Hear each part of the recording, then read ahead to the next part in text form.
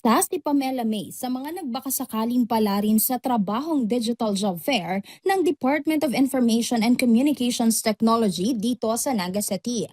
Laking pasasalamat ng mga tulad niyang Information Technology graduate dahil may mga ganitong oportunidad para sa kanila. Thank you po sa mga DICT po sa government para po sa job fair na to kasi malaking tulong po sa akin as a fresh graduate, mga fresh graduate sa NCF, lalo na po sa amin mga IT. Ang mga gaya ni Pamela May ang target ng DICT para madagdagan pa ang digital job sa Camarines Sur ngayong taon. Kaya naman ang kagawaran puspusan sa pagpapalawak ng connectivity sa buong bansa, lalo na sa mga liblib na lugar.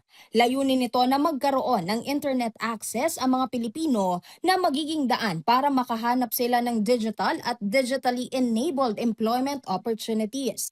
Meron po tayong tinatawag na Bayanihan SIP. Ang Bayanihan SIP po, ang focus niya ay yung mga unserved and underserved areas. Meaning to say, yung mga mahirap i-reach out ng mga serbisyo ng gobyerno. So, sa kasalukuyan po, ang patapos na yung Bayanihan SIP initiatives ng DICT dito sa Kamsur.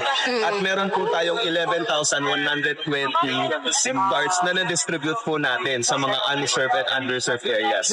Ang priority po natin ay mga eskwelahan. So yung mga SIM card po na binigay natin ay sa mga estudyante po. Pero hindi lang internet connectivity ang tinututukan ng DICT para mapalakas ang digital workforce ng bansa. Sa pamamagitan ng upskilling activities, mas magiging competitive ang mga Pilipino gaya ng paggamit ng artificial intelligence o AI. Yun yung ginagawa natin, kaya nagkakabit tayo connectivity sa mga far-flung areas para, siyempre, pag wala kang connectivity, wala kang access sa internet. Pag wala kang access sa internet, wala kang digital job.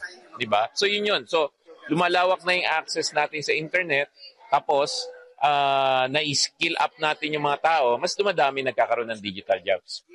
Ang mga ganitong programa at inisyatiba ng DICT ay tugon lamang sa direktiba ni Pangulong Ferdinand R. Marcos Jr. sa kagawaran na palawakin ang internet connectivity sa bansa at padaliin ang mga serbisyo ng pamahalaan para sa mga Pilipino. Mula rito sa Naga City para sa Integrated State Media, Vanessa Nieva Paz ng Radyo Pilipinas, Radyo Publiko.